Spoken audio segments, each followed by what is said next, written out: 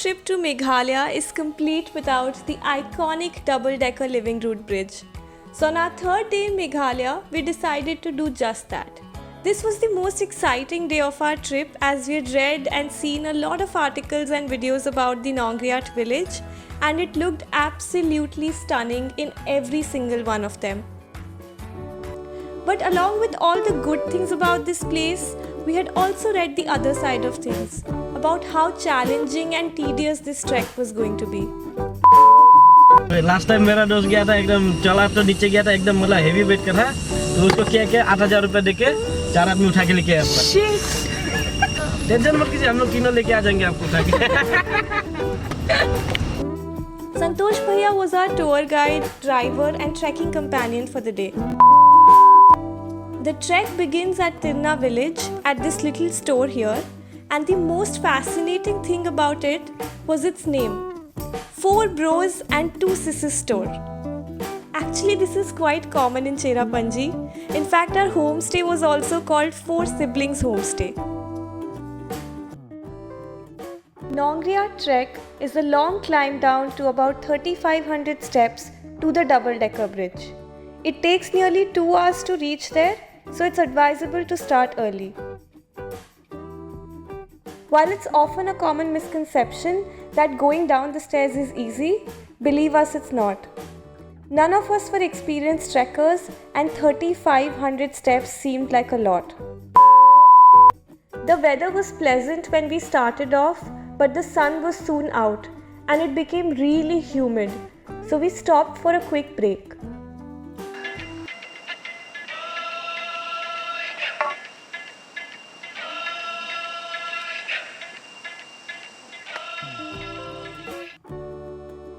After an hour of trekking, we reached Nongthimai village, which was the midpoint of this trek. The single-decker bridge was just 1 kilometer from here, but we decided to directly head towards the double-decker bridge first. But before that, we stopped at this tiny little shop here for a cup of some refreshing lime juice under the shade and a bit of local knowledge from Santosh Bhaiya. अब एक notice किया ना कि जो हर एक state bank और जो भी है द स्टेट बैंक ऑफ इधर का स्टेट बैंक ऑफ इंडिया का मींस द का होते आगे. Then began the second leg of the trek. In the next 40 minutes, we crossed 2 beautiful suspension bridges and a sacred forest. We got a bird's eye view of the clear waters of Sintang and Thirsan river filled with rocks and boulders. It was absolutely stunning. And it felt like we were very close to the double-decker bridge. But one more hour of walking and it was still not over. The path kept stretching before us, consuming everything that we had to offer. Energies were depleted. Legs stopped moving forward. The view would be heavenly, they said. But why was the stairway turning to hell? Complete exhaustion became descent into madness. We were going crazy.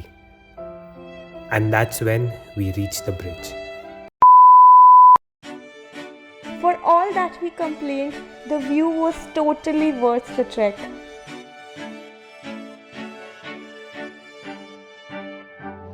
We chilled in the cool waters and soaked in the view, having a plate of Maggi and a hot cup of red tea to gain back some energy. The next stop after the double-decker bridge was Rainbow Falls. Yukti and Harshita decided to stay back since they were really tired. So Santosh and I went ahead. Rainbow Falls is another 1.5 hours of trekking, so only do so if you trust yourself to make it back. Most parts are an uphill climb and that completely drains your body. Plus, the weather wasn't really helping at all. It was way too humid. And as they say, misery builds companionship, right? So that's exactly what happened. We found another group of people and bonded with each other by bitching about this entire journey.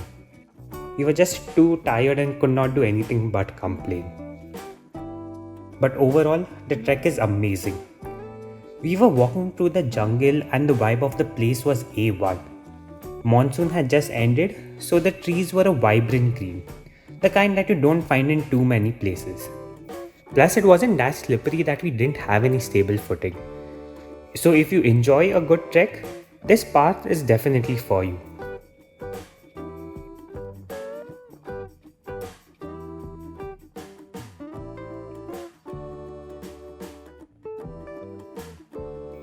And like the double-decker bridge, the view of Rainbow Falls is amazing. Meghalaya has the best waterfalls in my opinion. Didn't get to see any rainbow, but this force of nature is mesmerizing. And as I went closer to the falls, the mist literally fogged up the camera lens. You can see the results for yourself. So we sat here enjoying the view for 20 minutes and then headed back to another natural pool. The perfect place to relax. After the torturous journey that the legs went through, it feels heavenly to dip them in such cool water.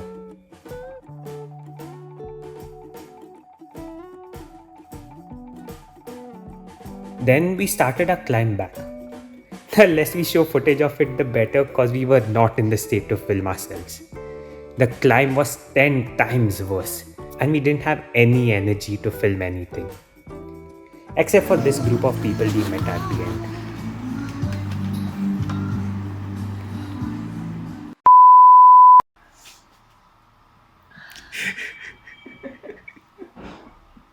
How are you all feeling? It's a relief.